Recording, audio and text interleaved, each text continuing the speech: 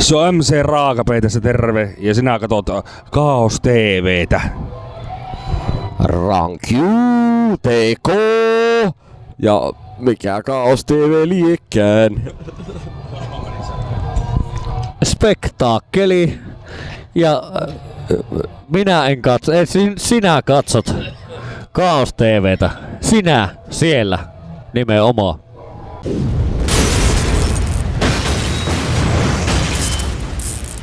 No niin, morjesta vaan kaikille. Me ollaan täällä Nummirokissa 3 jäsenen kanssa Turmion Kätilöistä. Morjesta, mitenkä teillä on lähtenyt kesä käyntiin?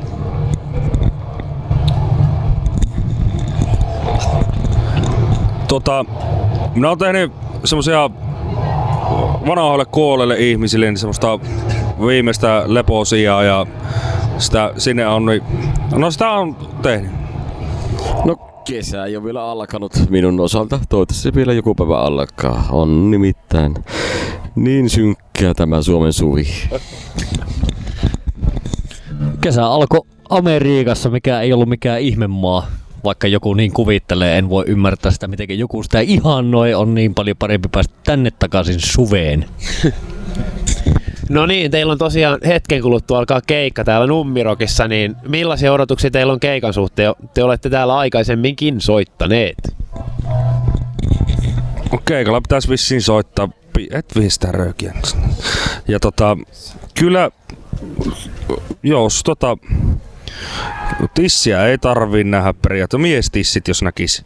Ja sitten jos, no kyllä ne taputtaa, ei. Pikku odotus on silleen, pikku keikkatauko ollut tässä, niin no mitä nämä horisee, nämä jätkät siinä. Mä ei anneta niiden puhua sen enempää, ei niillä ole mitään asiaa tähän. Ei, kyllä ne. Odotuksia on sille, että munitaan koko keikka, mikä olisi niinku, se olisi uutinen. Moni. Niin. Kun ei, siis vaikka kuinka ollaan yritetty välillä ryssiä keikan, niin se ei vaan onnistu. Niin. Yleisö taputtaa silti. Niin. Vaikka se ei ole niinku, mutta se on vaan se on fyysisesti mahdottomuus niinku ryssiä se keikka. Se on jotenkin niin selkärangassa tällä Soittaa päin vittua niin. Mutta ei se onnistu se soittaminen päin vittua, kun se on niin selkärangassa se homma. Niin. Aha. Ei edes arvussa.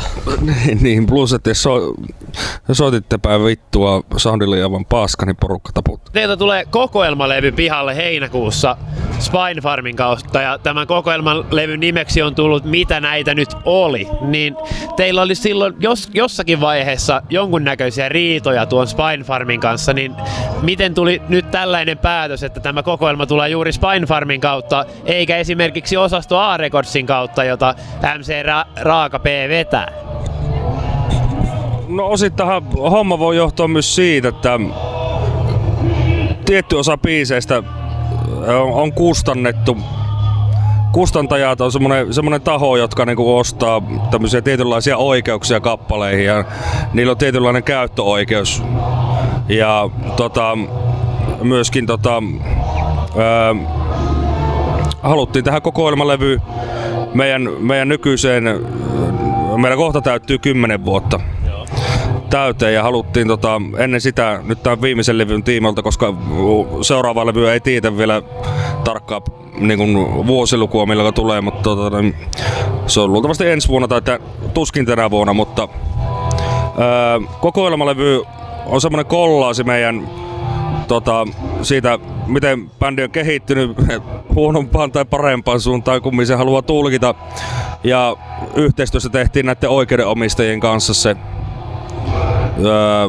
levy. Siellä on taitaa Warner Music olla osassa biiseistä kustantajana ja niin poispäin. Että, se nyt ei varsinaisesti liity mihinkään näihin aiempiin NS-riitoihin tai muihin. Ei siinä minusta silloinkaan ollut mitään epäselvää. Mutta nyt on tulossa semmonen, että pano musiikkia ei tarvii vaihtaa levyä välillä.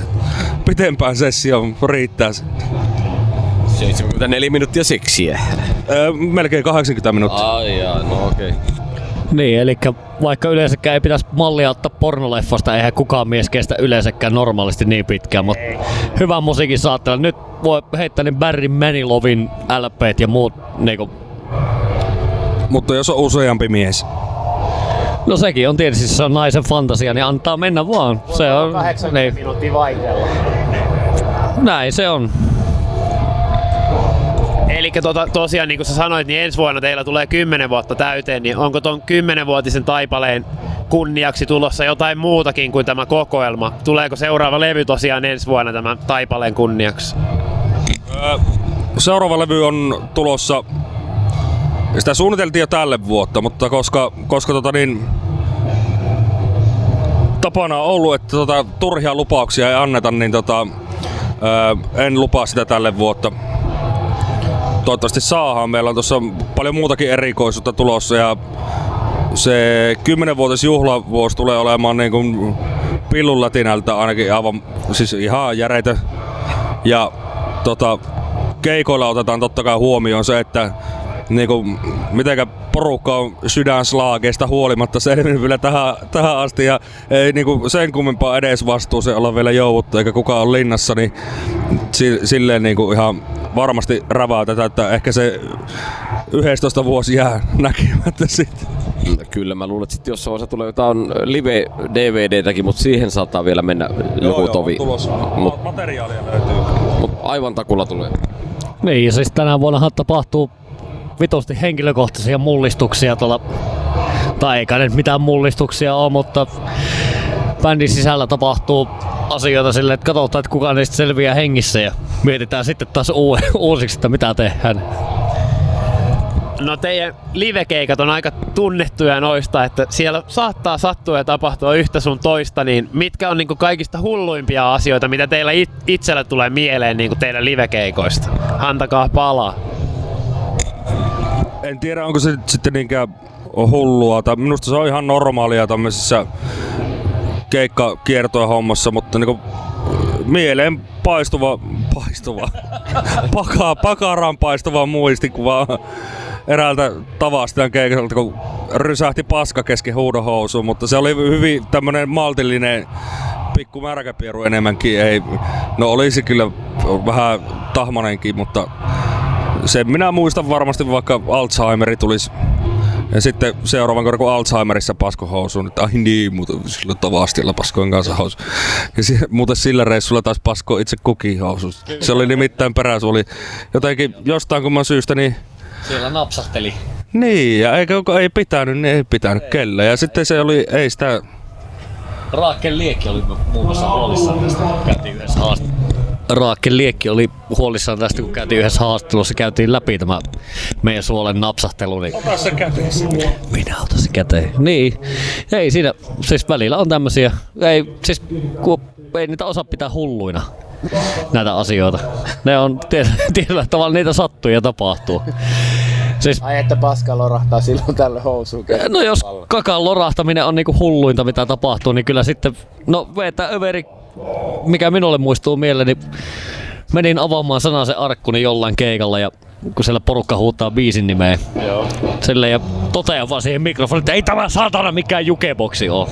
Silleen, että laita 50 senttiä minun peräreikää silleen ja sen jälkeen soitetaan joku biisi. Niin keikan jälkeen siinä oli pariskunta oottamassa väkkärin ovella silleen ja meillä olisi tämä 50 senttiä, niin mitä sinä teet, kun sen kun vaan väät takapuolen siihen silleen, että tuonne vaan. Voin kertoa, että se ulos saaminen oli vähän hankalempi operaatio sitten. Niin, ja mulla oli sitten paras kokemus se Mikkelin, missä mä olin, oliko se Kumulus vai Vaakuna? Vaakuna oli semmonen tapahtuma, että Rykkönen harrasti semmoista Spekkeli harrasti tämmöistä pienimuotoista suihku peräaukko suihketta, ei suihketta vaan tämmöistä ilotulitin rakettia pistettiin yleensä aina ahteria tälle ja nyt ei sattunut olla kukaan muun paikalla siinä kukaan sytyttänyt sen ja mä menin sitten sytyttämään sitä Chipon kanssa tälleen näin, rupet Chipolla vähän raapimaan tälle ja sitten se pärähti ja nahkat lähti sormesta ja sen jälkeen sitten vähän kirveli ja sitten naapuri, kuka siinä nyt olikaan joku saatana, ei se oli Octavia, sitten tuli huusin sikana, että vittu nyt perkele jäitä, tarjolle tuo jäitä ja sitten soitin toisen sormi saatana jääpurkissa ja ei mitään, sitten homma jatkui ja sen jälkeen kävin Mikkelin aluesairaalassa ja siellä sitten tapahtui vielä kaikilla näköisiä kummallisia juttuja. Että en tiedä uskaltako niistä sanoa, mutta ehkä mä nyt kerron. Niin, siellä, mennään sinne päivystämään, niin siellä oli joku semmonen vanhempi setä, täti, en muista kumpi se oli, mutta harmaantunut joka tapauksessa. Niin, oli, ja mä menen kätilön maskit päällä sinne niin, että vittu, että koskee satana. Ja sit se on siinä käytävällä poikittaa, silloin letkut ja muut. Ja mä menen siihen ja sit on täräytä, niin tuu. Äkkiä pois.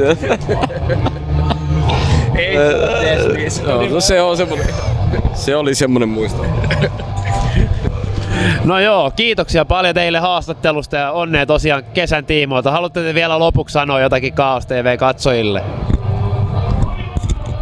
Joo, kato, tsekkailkaapa sitä Kaos TVtä ja yleensäkin sitä Kaos Cine-meininkiä, kun niillä on kumminkin semmonen tyyli, että ne tykkää silleen pureutua tämmöiseen uuteen musiikkiin aika semmosella freshillä tavalla ja omalla tavalla analyyttisesti on, koska olen pienen levyyhtiön edustaja, niin suosittelin, siellä on tosi paljon hyviä bändiä, nostetaan pinnalle tälleen näin, että ei mennä pelkästään mainstreamissa ja sitten kun ootte käynyt siellä, niin ostatte kaikki meidän levyt ja mitäs muuta.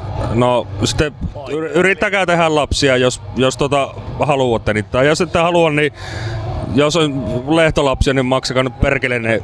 Vittu, meiltä loppuu rahat kohta.